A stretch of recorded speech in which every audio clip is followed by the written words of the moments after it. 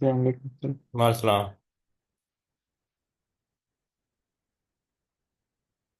अच्छा, ये नॉर्मलाइजेशन का मतलब होता है कि ऑर्गेनाइज करना होता है database table to reduce redundancy and dependency. ये दो चीज़ें करनी होती है।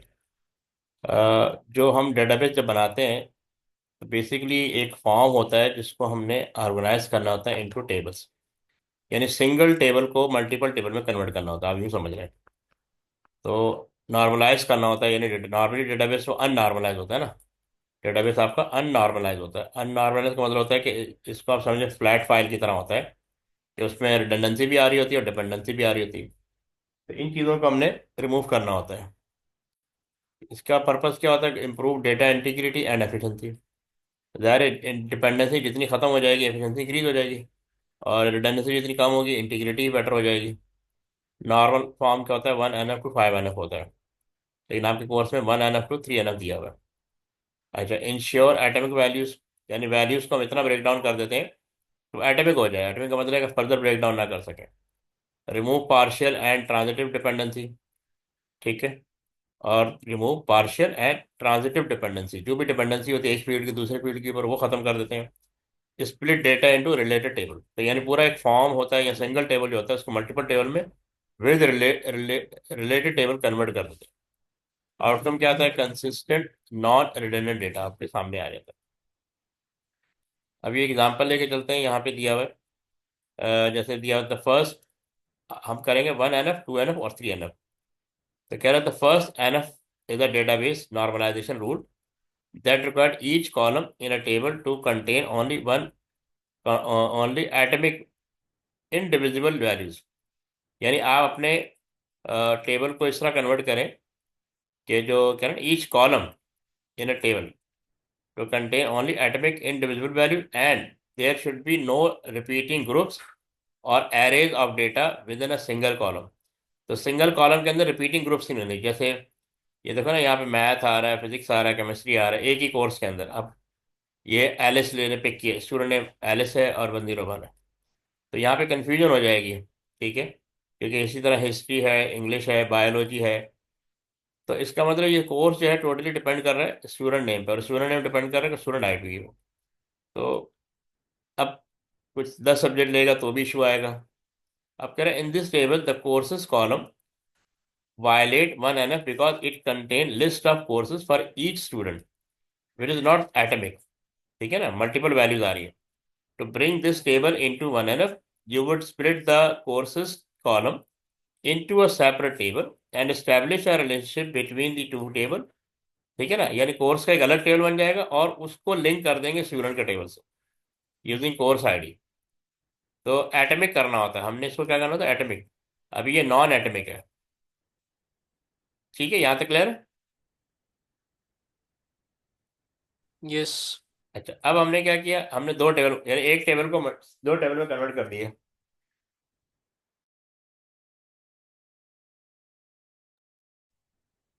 अब हमें एक तो डिपेंडेंसी लेवल भी देखना होता है। हमें ये तो पता है कि स्टूडेंट नेम स्टूडेंट आईडी पे डिपेंड कर रहा था, लेकिन कोर्स स्टूडेंट आईडी पे डिपेंड नहीं कर रहा था। ठीक है। उस पिछले केस में कोर्स जो है वो उस पर डिपेंड कर रहा था, जबकि वो सही नहीं था। कोर्स की अपनी आईडी होनी चाहिए जिस पे वो डिपेंड कर रहा है। अब कोर्स पूरी डिपेंड कर रहा है। नहीं, अभी तो स्टूडेंट आईडी पे कर रहा है ना, लेकिन हम इसके आगे वो कर लेंगे, स्प्लिट कर लेंगे। अब दो टेबल में फिलहाल स्प्लिट किया, एक स्टूडेंट के टेबल से और एक कोर्स के टेबल से।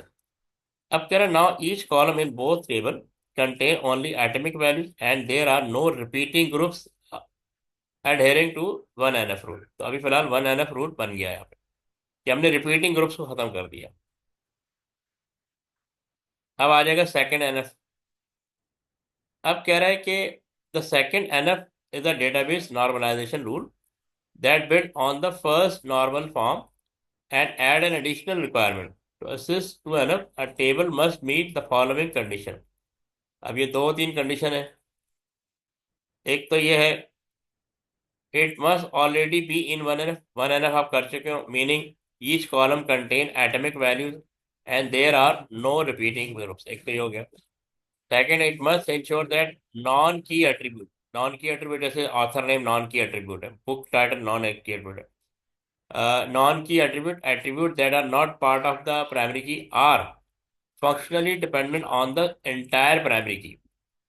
ठीक है, तो हर एक कॉलम की हर कॉलम को जो भी फील्ड नेम है वो टोटली डिपेंड कर रहा हो प्राइमरी की के ऊपर। जैसे यहाँ बुक आईडी प्राइमरी की है, ठीक है ना। तो एक्सप्लेन टू है ना, let's consider example. Suppose we have table to store information about books and author.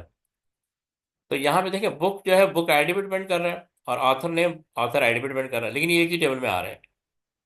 तो हमें यहाँ पे इनको अलग अलग करना होगा। अब जैसे कह रहे हैं in this example, the book author table contain information about books and their authors. The primary key appear to be a combination of book ID and author ID. So, however, there is a partial dependency issue because author name is dependent only on author ID, not on the entire primary key. This violates the 2NF. तो इसे partially depend कर रहा है author ID पे, ना कि book ID पे। To bring this table into 2NF, you would split into two separate table. तो हमने दो सेपरेट टेबल बना दिए। बुक टेबल को बुक आईडी पे डिपेंड कर दिया फुली, और ऑथर नेम को डिपेंडेंट कर दिया author ID. Now author name is functionally dependent on the author ID attribute in the author column table, and the book author table only contain the primary key attribute book id and author id. This arrangement satisfy the condition of 2NF। यानी हमने जो partial dependency थी ना वो खत्म कर दी, अब full dependency manage कर दी। ठीक है, यहाँ तक क्लियर है? जी फजल, यहाँ तक क्लियर? जी। जी। ठीक है, अब थर्ड एनएफ आ गया। थर्ड एनएफ कह रहा है कि is a database normalization rule that build on the first NF and second NF. यानी थर्ड एनएफ के लिए जरूरी कि 1NF और 2NF हो चुका हो, ये आप पहले कर चुके हो। To satisfy 3NF a table must meet the following criteria.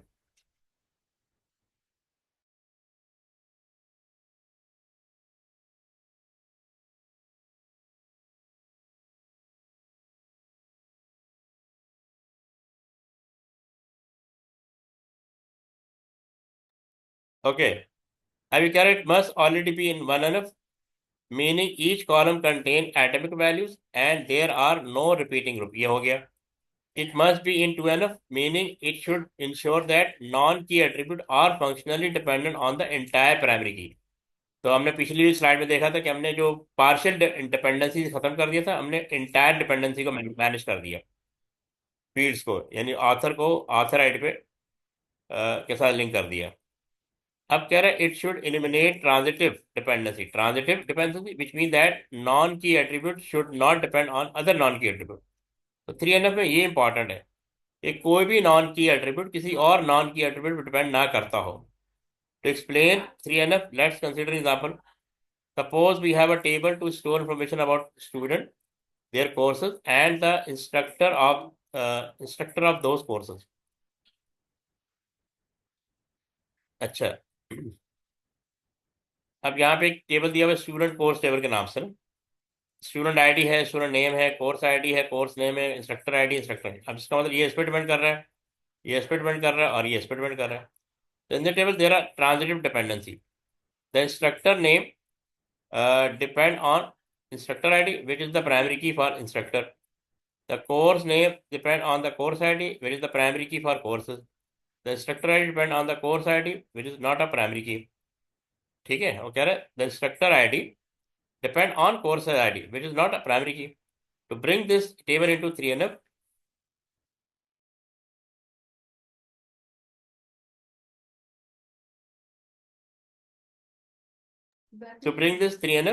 you would split it into multiple table to eliminate transitive dependency।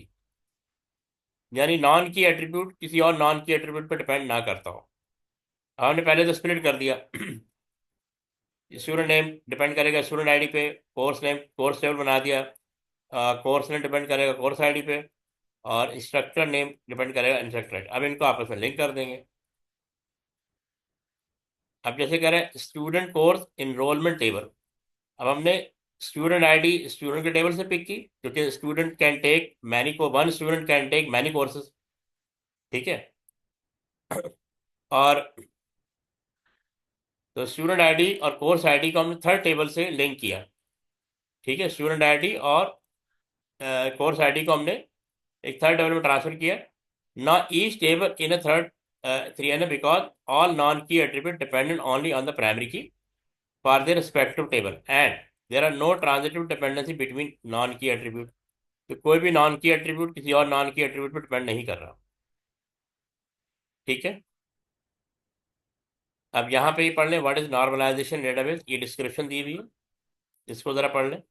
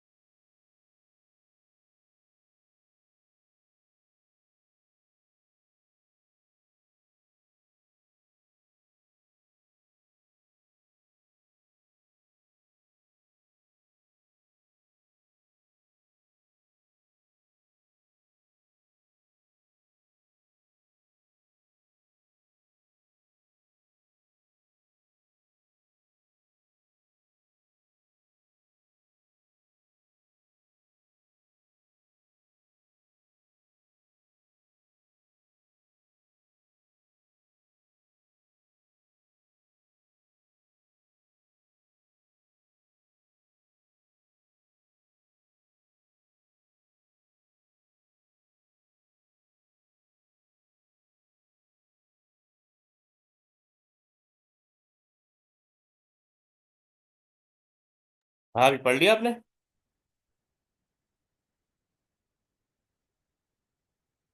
हाँ जी, आपको समझ में आ रहा है? जी सर। Okay sir. ठीक है। अब what is one N F?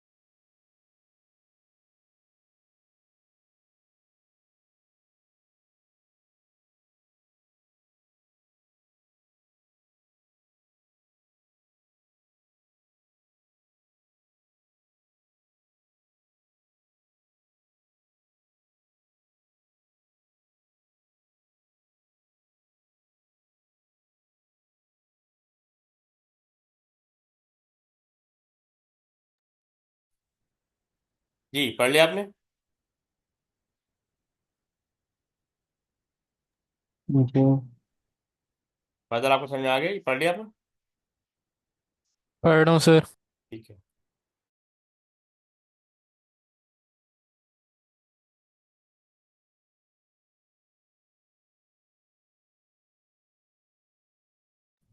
पढ़ लिया सर। ठीक है। अब टू एन एफ पढ़ लें।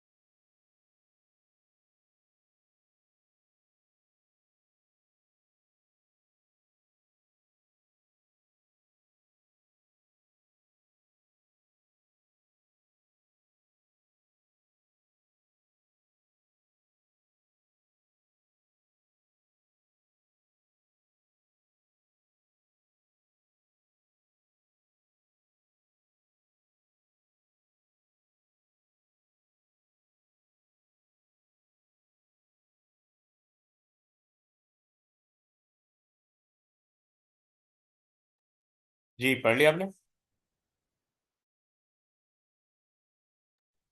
हम्म, जी। ओके। अब 3NF, इसको क्विकली पढ़ लें।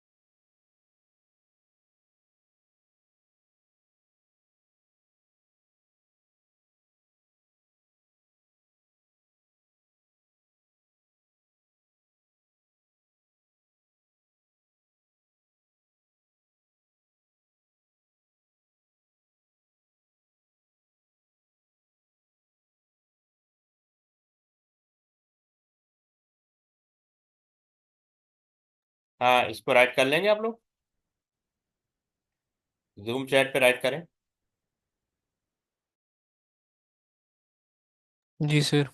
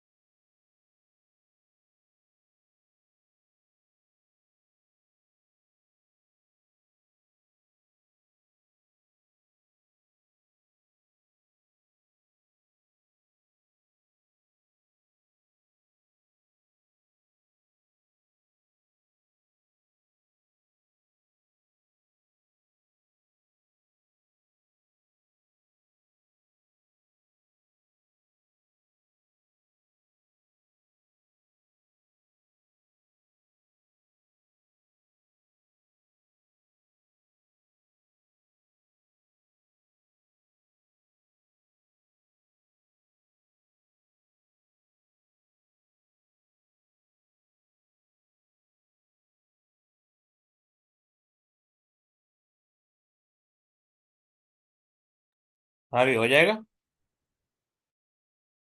जी सर, लिख रहा हूँ।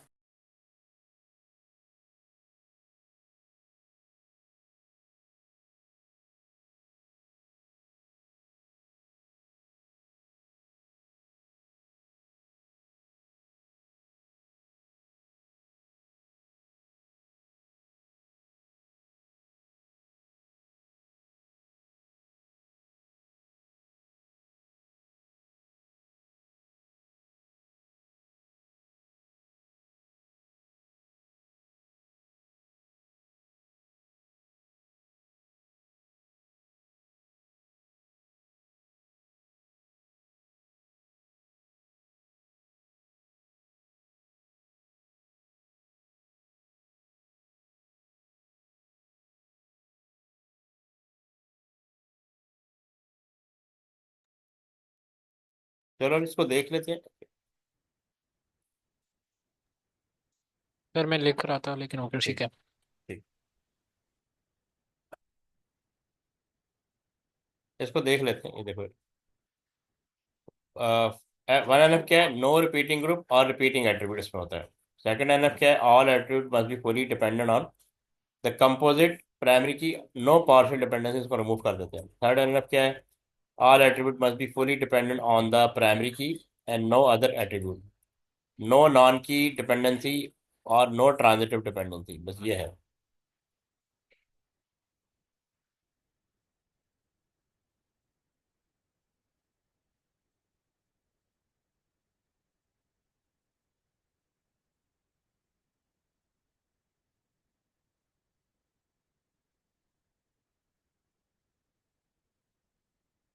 ठीक है।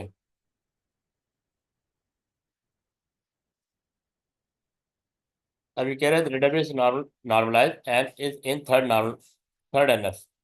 Describe the characteristics of table और database that is in third normal form. तो ऑलरेडी हम पहले भी कर चुके हैं, दोबारा आ गया है कि no dependency group of, no repeating groups of attribute, यानी वन एनएफ, ये वन एनएफ होना चाहिए। नो पार्शियल डिपेंडेंसी यानी two NF, no non key dependency और no transitive dependency. A database in third normal form exhibit the following characters. Number one, no duplicate data.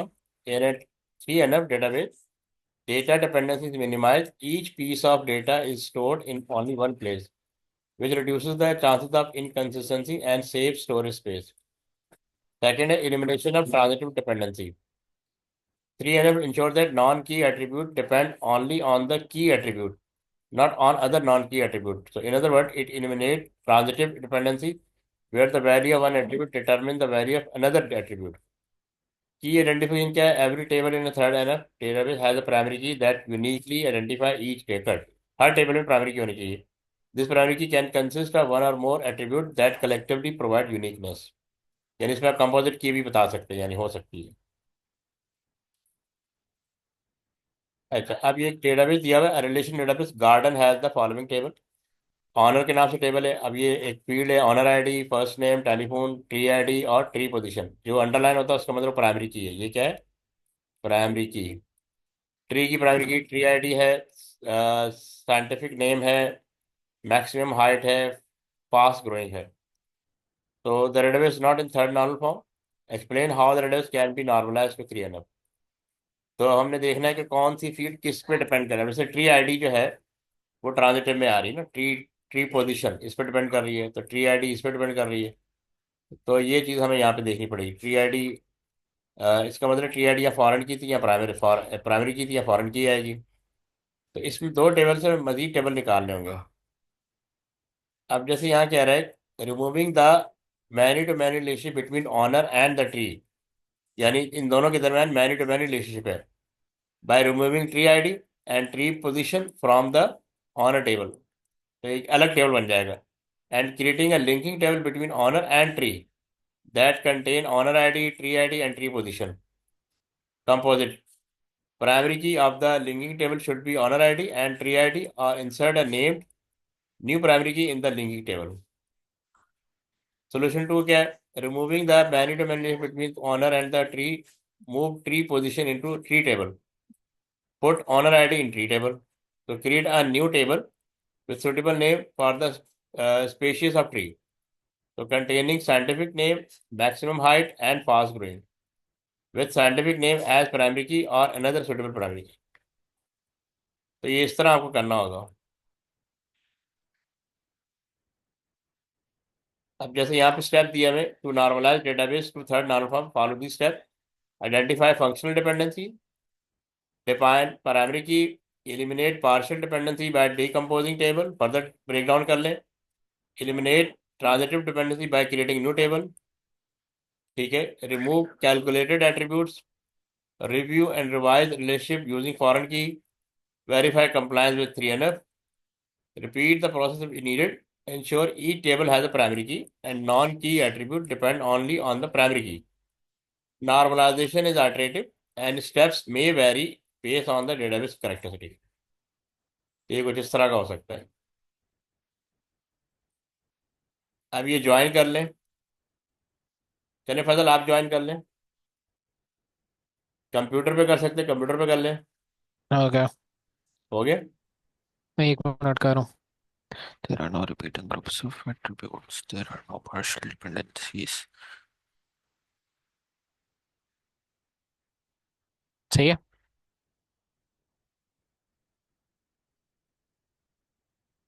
ये check कर लो। पहला तुम्हारा दूसरे के साथ है, ठीक है। और सही है सर। तीसरा आखिरी के साथ, ये भी ठीक है। हाँ ठीक है, सही है। ये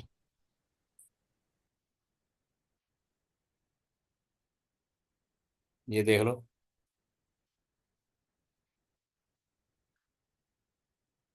ये ऐड हो गया ना, एक एक।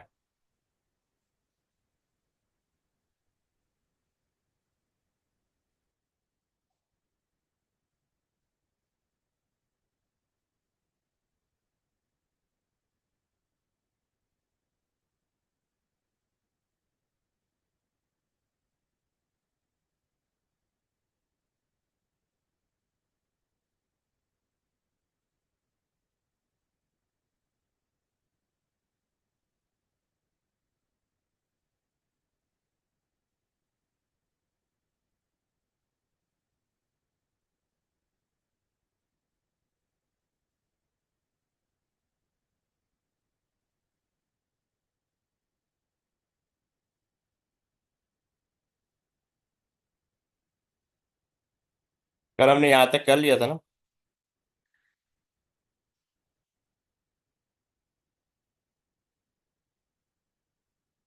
हो गया तो। हम्म। ये बताएं फॉरेन की कौन सी है, और डेटाबेस टेबल का नाम बताएं। एक हाजिक बता दे और एक फजल।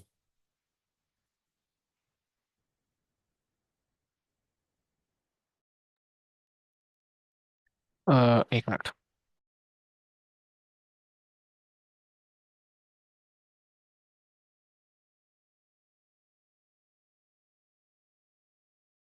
सर और इनकी एक बर्ड आईडी। क्या है? बर्ड आईडी एक फॉरेन की है। बर्ड आईडी फॉरेन की। यस। बर्ड टाइप का फॉलो को।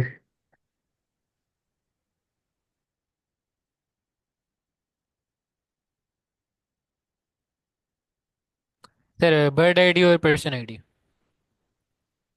ये दोनों फॉरेन की है। अच्छा, तो चेक कर लो। बर्ड आईडी बर्ड सीन में है, और पर्सनल आईडी बर्ड सीन में है।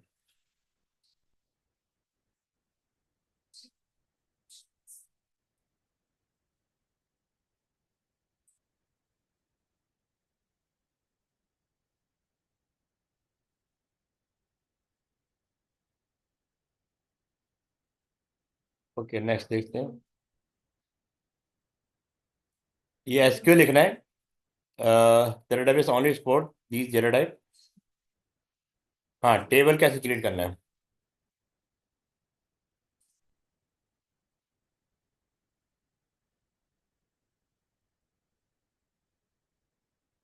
क्या करना है? पढ़ो क्या लिखा है। The database only supports these data types. Data structured green. Sir ये यहाँ पे ना um, एसक्यू लिखना है, मैं बताता हूँ। जब टेबल क्रिएट करना हो तो आपने इसको इस तरह राइट करना है। सबसे पहले आपने क्रिएट कैपिटल वर्ड में लिखना है। फिर टेबल कैपिटल वर्ड में लिखना है, और यहाँ टेबल का नाम आएगा। सर ये एसक्यूएल तो मेरे सर ने कराया ही नहीं बिल्कुल भी। ये क्या चीज़ है, मुझे तो पहले से वो पता चल रहा है। आप ही कह रहे हैं कि डेटाबेस करा दें, डेटाबेस करा दें, तुम्हारे चक्कर में क्विक क्विक कराना पड़ रहा है। वरना तो बड़े नहीं सुकून से मैं पढ़ा है। आपकी बात नहीं कह रहा, मैं हाँ कह रहा हूँ हाँ। स्कूल वाले सर ने नहीं कराया बिल्कुल भी। भाई मैं ये पेपर का क्वेश्चन शो कर रहा हूँ। अच्छा सही। बस अभी आज आज बैठ के पढ़ना पड़ेगा मुझे फिर एसक्यूएल। हम्म। सही है। एसक्यूएल भी आता है ना, टेबल के पेपर के क्वेश्चन है। ओके सही। तो टेबल आप सुन लो ना, टेबल क्रिएट करते हैं, सबसे पहले आप क्रिएट लिखेंगे। फिर टेबल लिखेंगे, फिर टेबल का नाम लिखेंगे, और यहाँ पे इसी लाइन में ये ब्रैकेट आएगी। ये कुछ भी आसान है, मुश्किल नहीं है। आपने टेबल जो भी फील्ड दी हुई, जैसे बर्ड आईडी दी हुई, उसकी जगह आप चार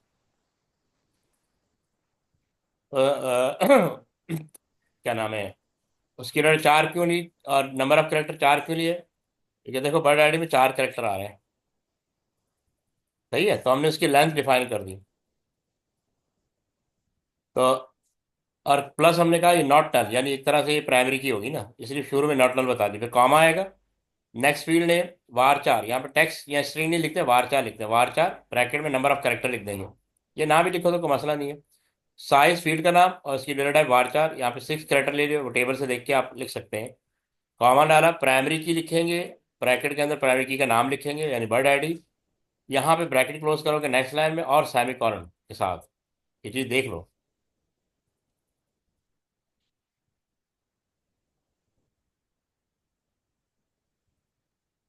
नॉट नल का क्या मतलब है? नॉट नल का मतलब है कि आप इसको ब्लैंक नहीं छोड़ सकते। और वैसे ना भी लिखो तो कोई इशू नहीं, जब आप प्राइमरी की लिख देते हो ना, तो क्या नाम है, वो ऑटोमेटिकली नॉट नल हो जाती है। ठीक है। इसको आप ब्लैंक नहीं छोड़ सकते। पता समझ में आ गया? जी सर। ये बुक में सारी दी हुई, बुक से देख लो। अब ओके। देखो, ये अब फर्दर क्यूरी आ गई, सेलेक्ट, यानी अब आपने क्यूरी लिखनी है कि हाउ टू एक्सट्रैक्ट डेटा।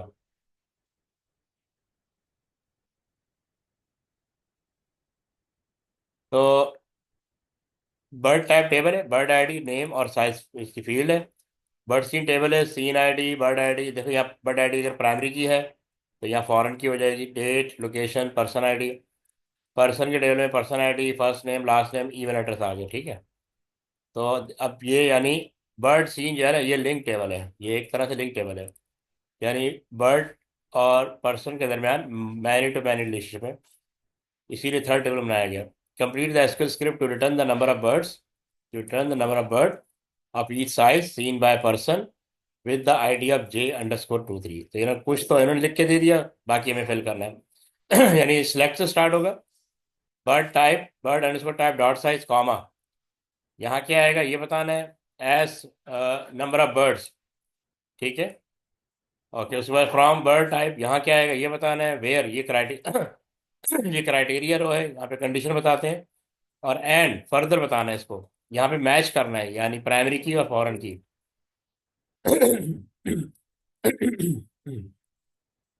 ये देखो, क्योंकि उसने पूछा था नंबर ऑफ बर्ड कितने हैं, नंबर ऑफ बर्ड के लिए आप ये काउंट के नाम से फंक्शन आता है, वो यूज करेंगे फील्ड के साथ, ठीक है। काउंट बर्ड इसको type dot bird ID as number of birds from bird type, ठीक है, दूसरा टेबल का नाम आ जाएगा। फ्रॉम की रो में टेबल नेम आता है, फ्रॉम की रो में टेबल नेम आता है, तो यहाँ दो टेबल यूज हो रहे हैं। Where bird underscore seen dot person ID, ठीक है, ये आपने डेटा इससे उठाना है बर्ड सीन के टेबल से, क्योंकि उसके अंदर ये डेटा पड़ा हुआ है। And bird type bird type underscore bird ID, ये टेबल का नाम, इसको इक्वल करना है बर्ड डॉट सीन अंडरस्कोर, यानी ये प्राइमरी की है और ये फॉरेन की है। फिर हमने ग्रुप बैक करना है, ग्रुप का यानी जो बर्ड टाइप है ना, बर्ड डॉट वहाँ से साइज के हिसाब से इसको ग्रुप बैक करना है। ये देख लो अच्छी तरह।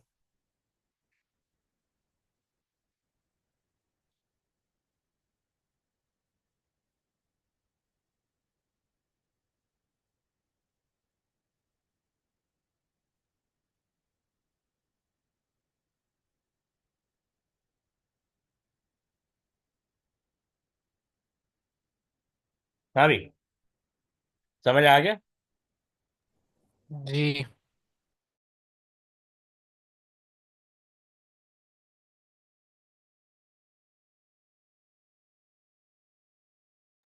इसको राइट करें जरा।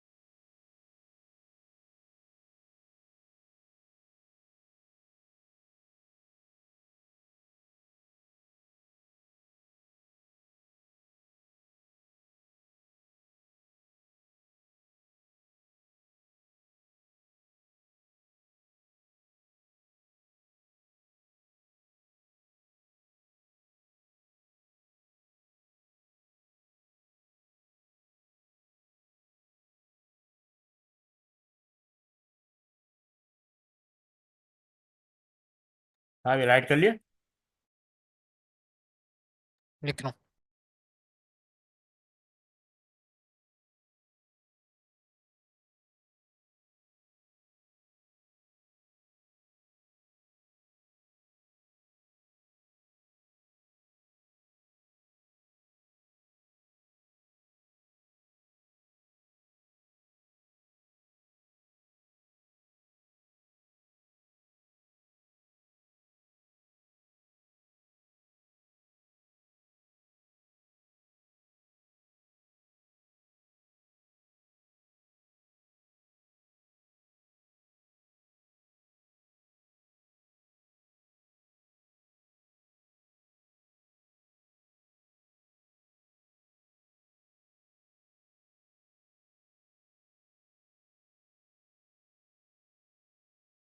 ये जो लेफ्ट साइड पे नाम है वो भी लिखने हैं।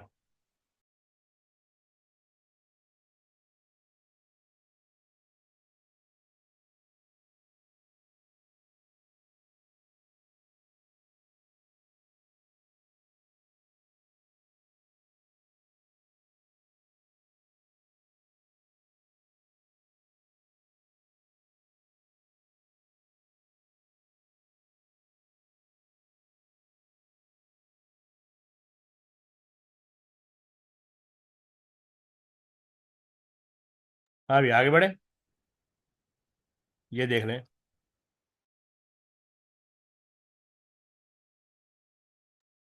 लॉजिकल स्कीमा और डेवलपर इंटरफेस गलत था।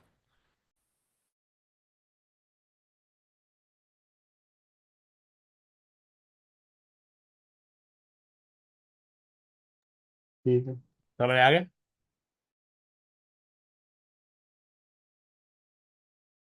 इसको राइट करें।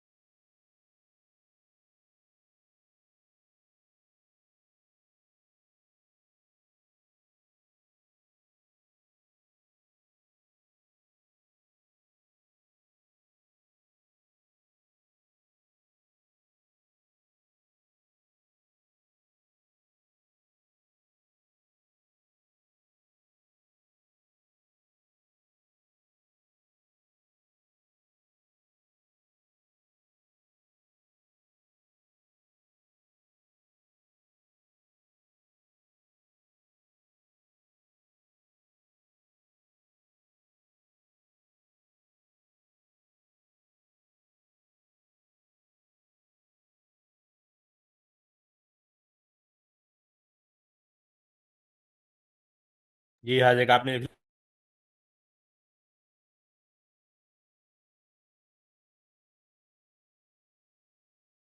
ये पढ़ ले।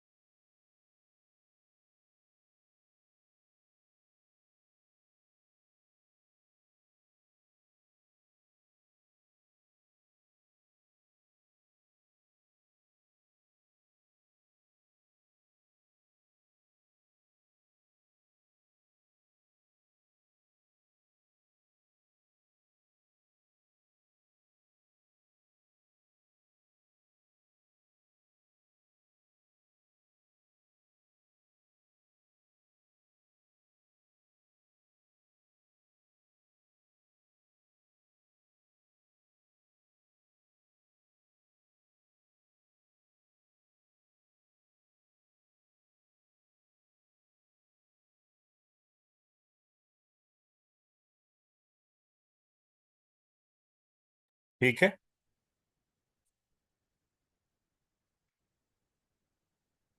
जी। जी सर।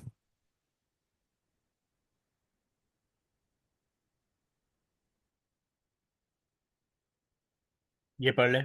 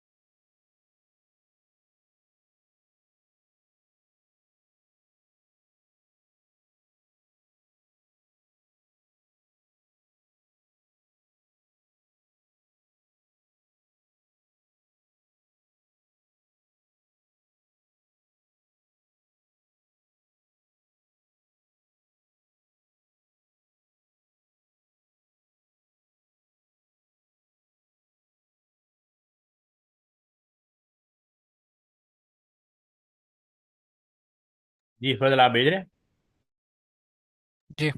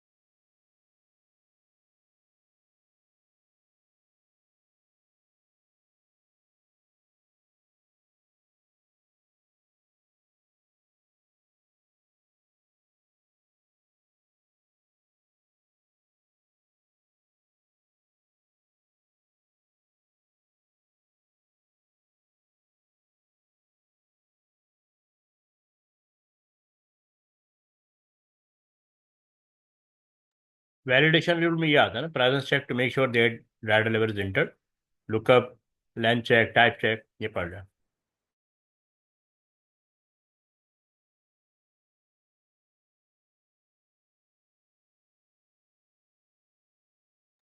ठीक है।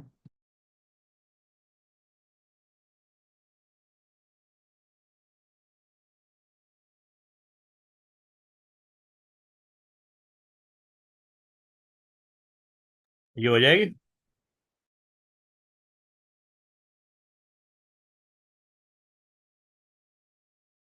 सेलेक्ट स्टेटमेंट के साथ।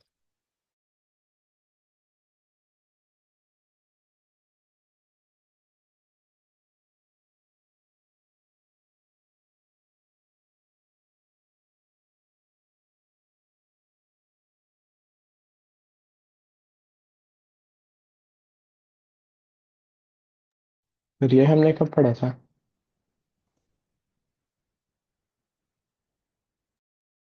ये भी पीछे पड़ा है ना सेलेक्ट के साथ, ये हम सेलेक्ट के साथ करेंगे। ये बेसिकली अच्छा। आप सबसे पहले सेलेक्ट लिखेंगे फर्स्ट रो में, फिर फील्ड का नाम लिखेंगे, फिर सेकंड रो में टेबल का नाम लिखेंगे फ्रॉम हॉर्स, ठीक है। और थर्ड रो में हमेशा क्राइटेरिया लिखते हैं, where horse level equal to intermediate, या तो एंड आता है या और आता है, इस केस में और आएगा, और horse level equal to beginner.